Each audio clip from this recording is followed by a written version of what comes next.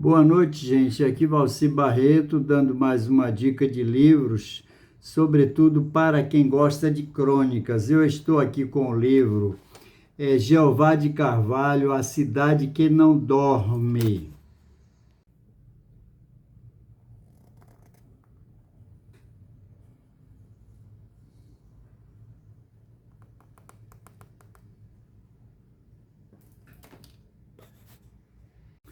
No caso, a edição que eu tenho aqui é a segunda edição, que foi publicada em 1994.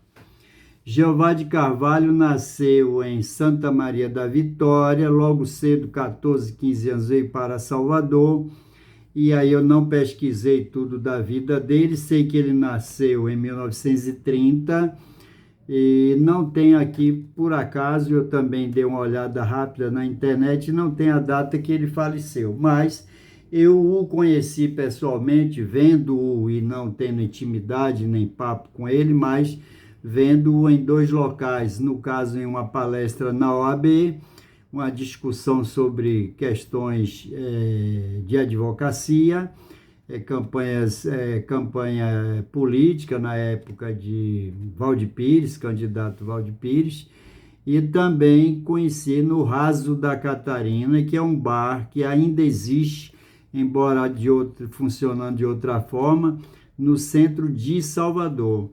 Então eu o conheci em 1980, então até aí eu sei que ele estava em plena atividade, mas nesse caso, em 1980, quando eu conheci 81 por aí, ele já tinha se formado e estava atuando mais como advogado criminalista. Esse livro trata do cotidiano de Salvador.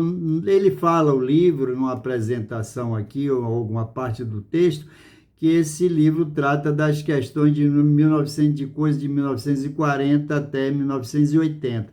Mas, na verdade, tem algum erro aí, porque ele nasceu em 1930. Então, ele não poderia ter escrito essas crônicas em 1900 e o que, de 30 e 40, com aos 10 anos de idade. Mas isso não importa muito, porque o que importa mesmo são as crônicas escritas pelo Jeová. Eu lia os textos dele através do Jornal à Tarde, mesmo quando ainda garoto, em Jaguaquara, a minha terra. Ele era uma coluna no Jornal à Tarde, ele também escreveu no Diário de Notícias, no Jornal da Bahia, se eu não me engano, mas onde eu o conhecia mesmo, inclusive nessa coluna A Cidade que Não Dorme, que ele tinha no Jornal à Tarde, eu já lia em Jaguaquara e pelos anos 60. Trata o livro do cotidiano de Salvador, notadamente as vivências do Jeová de Carvalho e seus companheiros nas noites baianas. Era uma época de boates, de festas, de inferninhos, como se chama, né? Fala muito aqui, como todo mundo que viveu aí os anos 50, 60 em Salvador, do Tabarejo, dos prostíbulos de Salvador e do Sandoval. Então, tudo isso vai se ver aqui nesse livro. Então, ele retrata também personagens aqui da Bahia e que também são do mundo, a exemplo de João Ubaldo Ribeiro. Fala também do pai de João Ubaldo Ribeiro, professor Manuel Ribeiro, que foi meu professor, e também de Jeová de Carvalho, na Universidade Católica de Salvador, aí nos cursos de Direito. O livro essa segunda edição, eu já falei aqui, não foi? Se eu não falei, eu vou falar agora.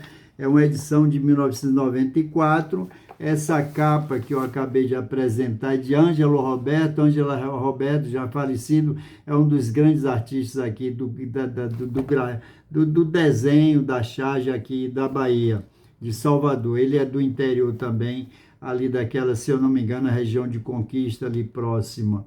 A ilustração é de Edivaldo Gato e a coordenação e editoração é de Franco Barreto. Franco Barreto era o proprietário do bar Raso da Catarina, que até os anos 80 era um bar fantástico, porque não era apenas um bar, era um local de reunião de pessoas de poetas, jornalistas, então era comum você estar lá batendo papo, tomando uma cervejinha, tinha sempre um violão lá pendurado para quem quisesse tocar, era um ambiente cultural, onde as pessoas se reuniam principalmente depois dos eventos do Teatro Castro Alves. Então havia apresentações no Teatro Castro Alves, fosse do qual fosse, e era comum os artistas, após esses espetáculos, dirigirem-se para o Bar Raso da Catarina, que era exatamente propriedade do Franco Barreto. Eu até recomendo a que as pessoas ainda hoje visitem o Raso da Catarina, porque é uma comida muito gostosa. Muita gente tem medo hoje de andar no centro, mas não abre mais, se eu não me engano, à noite, não tenho certeza. Sei que aos sábados, o dia de semana, tem uma comida muito gostosa, vários tipos de comida, inclusive alguns pratos que eram da época de Franco Barreto. Mas voltando aqui ao livro, o Jeová de Carvalho fala desse romantismo, dessa boemia romântica até os anos 80, e aí, pelo menos pela minha interpretação, já começa a diminuir, a acabar, porque aí começaram a fechar. A cidade muda, as pessoas mudam, os costumes mudam, e aí os bares foram fechando, hoje praticamente não existe, pelo menos como eram eles antigamente, pelo menos até a década de 80, início de 80, porque depois do final de 80 a coisa degringolou. Porque aí começou a chegar a violência, começaram os bares a serem atacados a qualquer hora do dia ou da noite, as pessoas passaram a ter medo de andar pelo centro. E era pelo centro exatamente onde o ambiente onde se passavam as crônicas descritas pelo Jeová de Carvalho. Então era uma cidade ainda pequena em relação ao que é hoje. Então o mundo de Salvador se resumia praticamente ao Rio Vermelho, Liberdade, o Pelourinho de um modo geral, né? Saúde, Dique do Tororó, Rio Vermelho, já falei, o centro, a Avenida 7, Rua Chile. Então, na Rua Chile, Avenida 7, Carlos Gomes, é onde estavam também os jornais, né? No caso, o Jornal à Tarde ficava ali na Praça Castro Alves, e era onde essas pessoas conviviam. Então, você vai ouvir falar, vai ler aqui sobre muitos personagens, inclusive o meu conterrâneo, Sebastião Neri, que aparece em pelo menos uma crônica aqui do Jeová de Carvalho. Então, para quem tem saudade, para quem viveu um pedacinho dessa época, para quem viveu e está vivo antes dos anos 70, vai praticamente, mesmo que quem não conheceu o Jeová de Carvalho, vai se encontrar em algum texto aqui dessa descrição, porque eram locais muito comuns. Lago 2 de Julho, fala muito aqui do Porto do Moreira, um restaurante que fez história na Bahia, fechado recentemente, não é?